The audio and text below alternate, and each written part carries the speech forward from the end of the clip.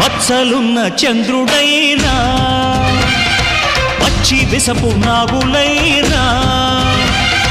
చంతను చేర్చే దేవా మా చింతలు తీర్చగరావా నెర నమ్మిన దైవం నీవే రాయుడా ముక్కోటి వేల్పులలోన ముక్కోపి నువ్వే అయినా ఎలుగెత్తి పిలవంగానే పలికేర ఇంకెవరైనా మా తల్లి తండ్రి దైవం నీవే